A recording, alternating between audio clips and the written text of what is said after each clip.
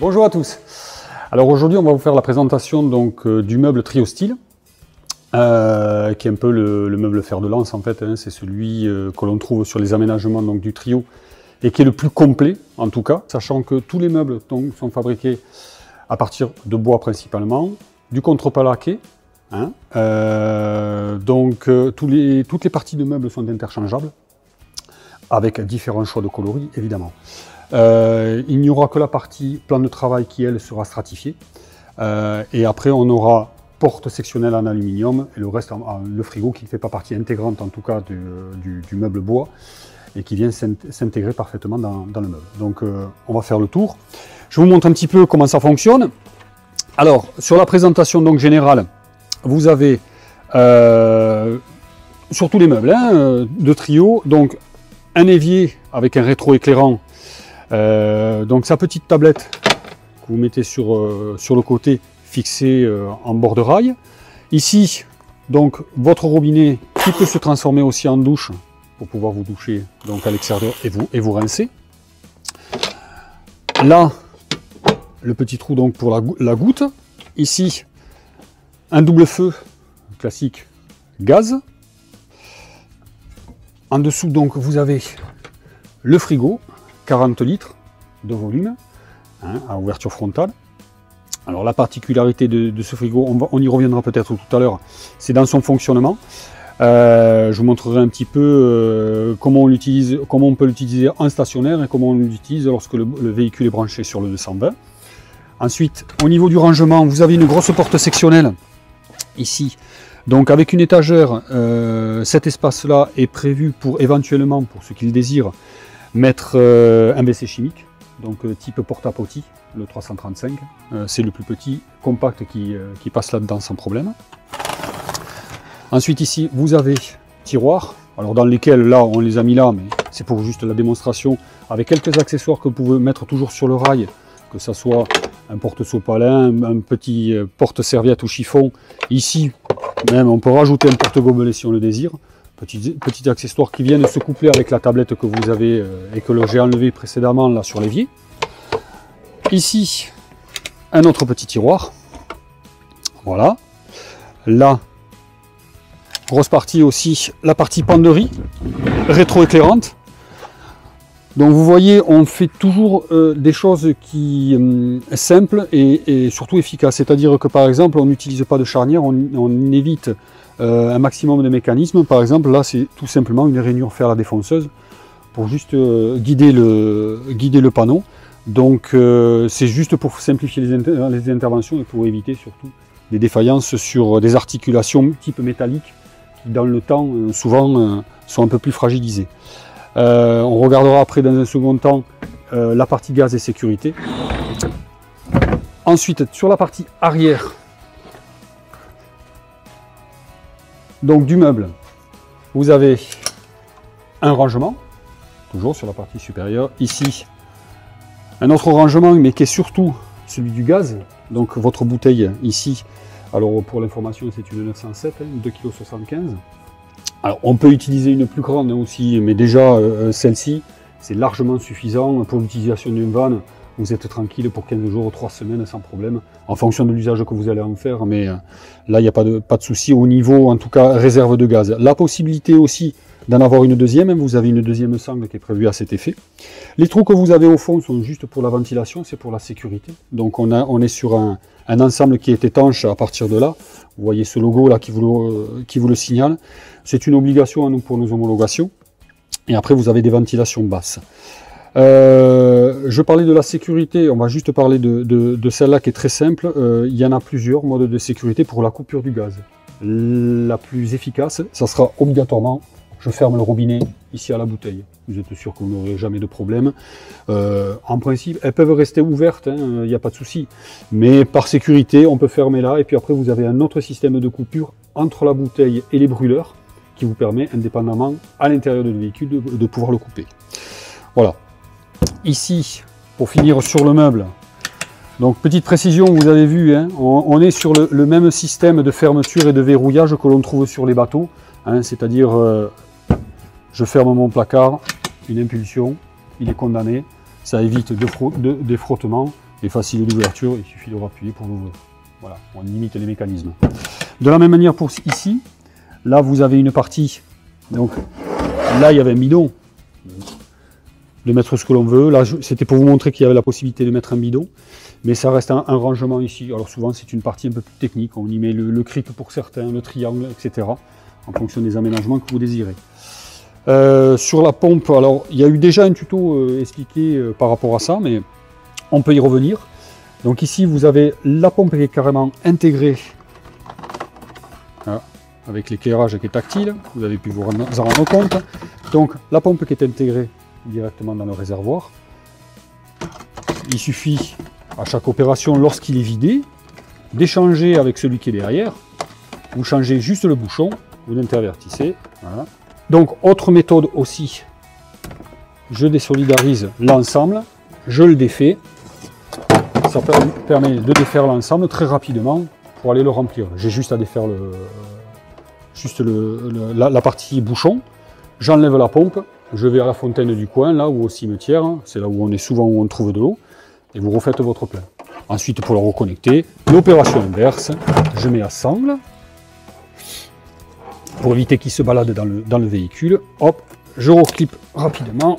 Ici, je mets mon 220, mon 12 volts, pardon. Et c'est reparti. Alors là, on va vous présenter donc le frigo et surtout son utilisation, qui est très particulière puisque le frigo, comme la plupart tous les aménagements en fait, de nos véhicules, c'est la partie la plus énergivore. Donc il faut faire très attention dans son usage et dans son utilisation. Donc la première chose, c'est que lorsque vous l'avez ouvert, pour l'enclencher, en fait, le frigo, pour le faire fonctionner, vous avez le bouton du fond avec cette flèche qui est orientée vers le haut. Donc là, il est en position arrêtée. À partir du moment où je tourne sur la droite, je vais le mettre au quart de sa puissance, donc là, en position de 3 heures, le frigo va s'enclencher. Donc ça, il va se mettre en route.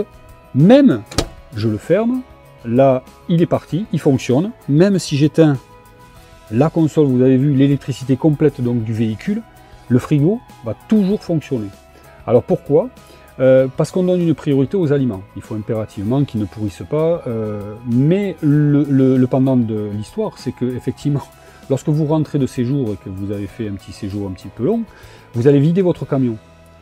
Et la priorité, ça va être obligatoirement les aliments, il faudra tout enlever. Mais quand vous allez l'enlever, il ne faudra pas oublier, surtout, de faire l'opération inverse. Parce que lui, il fonctionne encore. C'est-à-dire que votre frigo, là, même si tout éteint, là, il tourne.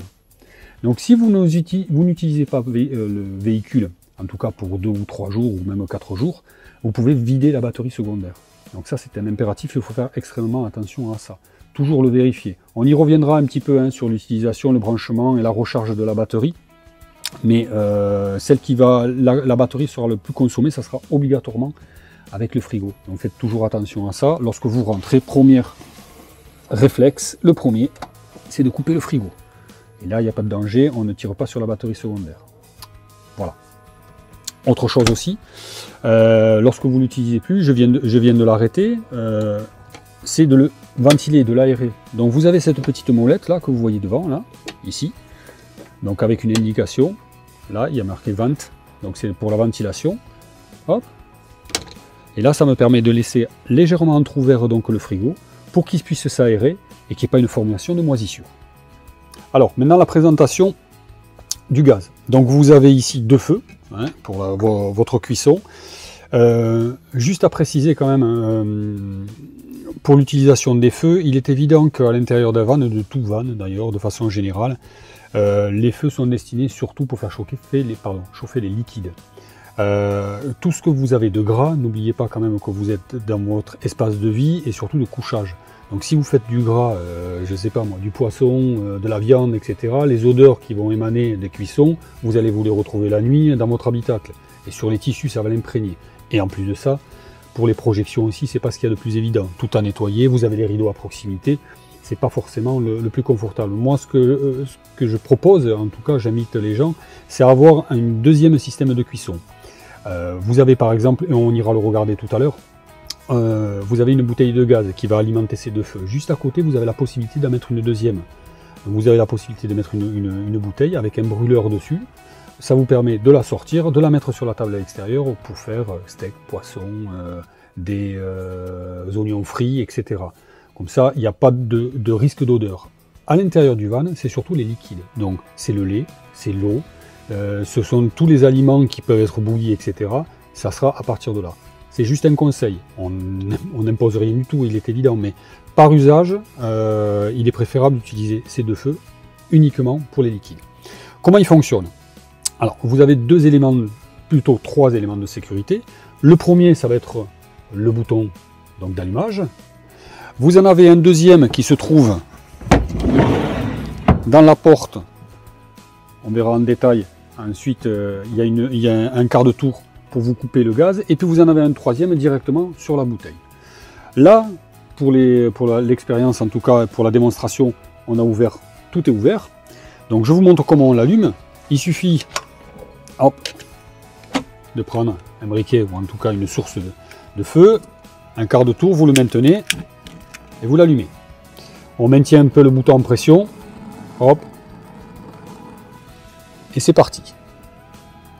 Alors pour les boutons de sécurité donc du gaz, celui donc des plaques chauffantes, vous l'avez vu avec le petit logo casserole, donc ça sera celui-ci. Là il est en position ouverte. Pour le fermer, un quart de tour. Celui qui est en dessous, il ne sert à rien là dans nos aménagements, puisque en fait c'est uniquement éventuellement pour mettre un chauffage au gaz. Alors pourquoi il est en place celui-ci? Parce que nous avons des équipements allemands et en Allemagne on utilise beaucoup le chauffage au gaz. Donc c'est un élément que vous pouvez mettre de façon supplémentaire, mais pas en France. Donc comme nos équipements Remo n'ont pas fait une distinction entre les Allemands et les Français, on se retrouve avec ces deux systèmes de coupure, sachant que celui-là ne sert strictement à rien. Le plus important c'est celui-ci. Là on va passer donc sur la démonstration. En fait on va vous montrer comment on change une bouteille de gaz dans un véhicule, principalement un triocyle, puisque en fait la bouteille de gaz ne se trouve que sur ce véhicule là, en tout cas dans ce volume là, c'est-à-dire une 2,75 kg, et référence type c'est la 907, donc chez Butagaz. Une fois que vous avez la bouteille, que vous allez trouver dans tous les supermarchés, voire dans beaucoup de stations de service, donc ça c'est facile au niveau de l'approvisionnement et du renouvellement de la bouteille, il faudra juste dévisser cette partie. Ensuite, vous avez un élément qui est celui-ci, donc qui est votre coupure d'arrêt, que vous vissez sur votre bouteille à fond. Voilà, c'est pas la peine de serrer trop fort parce que vous avez un joint, c'est pas la peine non plus de le compresser trop fort. Vous vérifiez bien que votre robinet soit fermé. Ensuite, prenez votre bouteille, vous la mettez en position. Vous avez ce qu'on appelle le détendeur ici qui vient se brancher sur la bouteille. Donc je le mets en place. N'oubliez pas que nous avons, c'est du gaz, donc nous avons des pas inversés. Donc vous ne vissez pas à droite dans le sens des aiguilles d'une montre, mais en inverse. Voilà, une fois que c'est bien fermé, pas besoin forcément de clé. Alors pour ceux qui n'ont pas trop de force avec les doigts, une petite pince, mais jamais vraiment trop serré. Toujours pareil, je vous ai expliqué, c'était il y a des joints là, des joints toriques ou des joints plats. Il ne faut pas les écraser pour en fait les abîmer et ensuite que vous ayez une fuite. Donc c'est pas la peine de serrer comme une brute. Une fois que vous avez mis en position votre bouteille, pour éviter qu'elle se balade lors du transport, on la condamne juste avec une sangle. Vous la maintenez. Hop, elle est en position. Vous n'avez plus qu'à ouvrir le robinet de sécurité. En fait, ça c'est votre sécurité principale, j'allais dire, sur tout le gaz dans votre véhicule. C'est qu'à partir de là, vous fermez, vous êtes sûr que là, vous n'aurez pas, effectivement, ne pas oublier de l'ouvrir quand vous allez utiliser vos plaques, en tout cas vos brûleurs. Mais là, hop, je l'ai ouvert. J'ai aucune manipulation autre à faire si ce n'est fermer la porte. Alors, l'évier sur le Trio. C'est le plus grand des éviers, donc, puisque le meuble c'est le plus large. Pour son utilisation, il suffit d'enlever sa plaque de protection. Vous avez sur la plaque aussi une rainure sur laquelle vous pouvez enclencher sur le rail qui est prévu à cet effet. L'évier est rétroéclairant, la possibilité aussi de l'éteindre puisque vous avez un interrupteur ici pour pouvoir l'éteindre. Là, on va le laisser en fonction allumée pour les images. Juste pour l'enclencher, le robinet, donc vous avez la fonction robinet avec le G central. Donc en fonction douchette, lorsque vous prenez votre douchette, vous le faites faire un quart de tour au niveau du bec. Et là, vous allez vous retrouver donc avec la douche, ce qui vous permet aussi de l'utiliser à l'extérieur si vous le souhaitez, pour prendre une douche ou pour vous rincer lorsque vous rentrez de la plage. Voilà, je le remets en position donc centrale. Ici, son couvercle en position. Le petit trou, il a une fonction. Alors, il a deux fonctions. Il a la fonction de la goutte, parce que vous pouvez avoir un peu d'eau qui tombe après utilisation, mais aussi, ça se transforme en fait en porte-gobelet lorsque vous avez la plaque en position sur son rail. Voilà, petit bouchon de condamnation, donc ici que vous pouvez enlever, ou pour utilisation vraiment évier lorsque vous voulez rincer un petit peu gobelet ou bol. On ne fera pas jamais la grande vaisselle évidemment dans l'évier, elle se fera principalement à l'extérieur. Voilà, n'oubliez pas de le relever pour l'évacuation de l'eau. Alors, autre rangement aussi sur le trio que j'ai montré sur la présentation générale, c'est la porte sectionnelle. Alors, elle est en aluminium. Vous avez la possibilité d'avoir un rangement ici, donc en étagère, et en dessous, cet espace un peu grand que vous pouvez utiliser par exemple pour la vaisselle, les casseroles, etc. C'est aussi, au départ, il a été étudié pour accueillir en fait un WC chimique type porte-à-potty, le 335. Alors je précise bien la référence parce qu'il y a uniquement ce modèle qui rentre là-dedans. Tout autre modèle ne rentrera pas. Il est spécifiquement calculé pour. Vous allez pouvoir le constater. Là, je le mets en place et ensuite je ferme ma porte. Il est tellement juste que je suis obligé d'appuyer un petit peu là, mais vous l'avez parfaitement intégré. Il ne bougera pas donc dans sa partie aménageable. Ok. Une fois que la porte est fermée, évidemment, après pour le réutiliser, il n'y a plus qu'à relever l'ensemble, sortir votre WC, voilà, et l'utiliser. Ok. Voilà. Alors là, nous allons voir un tout petit peu plus en détail l'utilisation de la penderie. La penderie, pour l'ouvrir déjà, on prend donc la poignée, on la lève légèrement, on pousse sur la partie inférieure et vous laissez descendre la porte. Là, vous pouvez constater que la penderie, d'abord, elle peut être soit avec des étagères, donc vous en avez deux, un fond, ici, et la possibilité ensuite d'enlever les étagères pour le transformer, donc avec un cintre ici, puisque vous avez de quoi accrocher plusieurs cintres et mettre des vêtements à l'intérieur de cette penderie. Pour la refermer, très simple, on reprend la poignée, on monte, vous n'hésitez pas à monter un peu plus haut que la limite de la porte, elle va se enclencher automatiquement, vous n'avez plus qu'à le relâcher, terminé, elle est fermée. L'éclairage va s'éteindre obligatoirement, lui automatique, je vous le remontre. Là, il s'allume, hop, il s'éteint tout seul par l'intermédiaire d'un capteur. Alors, lorsque vous avez votre penderie qui est en fonction étagère, vous pouvez aussi la transformer donc en penderie, puisque c'est son nom d'origine. Donc pour ça, il y a une petite manipulation à faire. C'est juste pour l'étagère du bas, je la retire tout simplement. Voilà, facile à retirer. Par contre, la deuxième, elle sera bloquée ici. Vous aurez une petite planche qui va empêcher à ce qu'elle ne monte. Donc le plus facile, c'est de la soulever légèrement sur le côté gauche. Vous enlevez les petits embouts qui servent d'appui pour la planche et vous la redescendez pour l'enlever.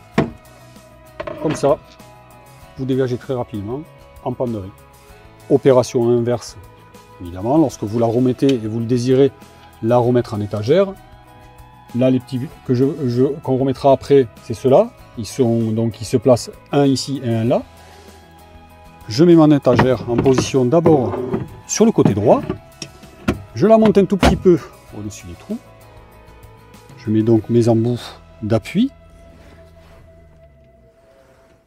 Là. Elle est en position. L'autre est beaucoup moins compliqué. Juste à faire ça, vous la positionnez et vous la mettez et vous êtes en position placard étagère. Alors ici, nous avons donc 3 prises exactement, plus exactement 4, puisque vous avez 2 ports USB qui sont branchés en direct avec la batterie secondaire. Donc là, vous pouvez les utiliser comme vous voulez. Et ensuite, vous avez ici 2 prises en 220, utilisables uniquement lorsque votre véhicule sera branché donc sur ce secteur, sur une borne camping ou sur une prise de 120. Ensuite, vous avez ici un balconnet très fonctionnel. Donc c'est effectivement, c'est juste pour du rangement. Donc fini les clés souvent, tous les accessoires, les portables, etc. finissent là-dedans. Donc un rangement très précieux, surtout pour les utilisateurs de van qui ont tendance à sortir et à rentrer systématiquement dans leur véhicule pour poser les choses. Vous avez aussi une autre solution pour augmenter en tout cas votre espace de rangement. En option, vous avez la possibilité d'avoir ici un meuble haut, alors qui s'ouvre de la façon suivante. Le même système d'ouverture à bouton pression en aluminium sur le meuble, alors qui est très large, profond, pas forcément très haut, mais qui vous permet quand même de ranger pas mal de choses. Ça reste en option. Vous avez une deuxième option aussi de rangement.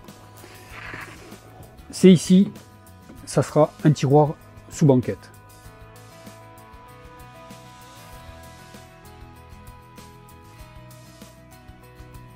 Alors, autre possibilité aussi, c'est l'accès au rangement dans le coffre, surtout en position nuit. Donc vous avez tout à fait la possibilité de transformer votre banquette, comme elle est d'origine, en lit. Et lorsqu'elle est dans cette position, sur le dernier tiers arrière, vous soulevez la mousse et vous avez une trappe d'accès qui vous permet facilement d'accéder donc à l'intérieur de votre coffre. Par exemple, lorsqu'il fait mauvais ou lorsqu'il fait nuit, d'éviter de sortir à l'extérieur, ça vous permet juste de prendre des affaires très facilement, de façon aisée, juste par l'intermédiaire de cette trappe. Tous les transporteurs Volkswagen T6.1 sont équipés de nombreux rangements sur la cabine avant. Vous avez au niveau de la porte 2 rangements. À côté du siège, un espace de rangement. Et au niveau de la console centrale, un espace de rangement ici, ici, ici, et enfin à ce niveau-là.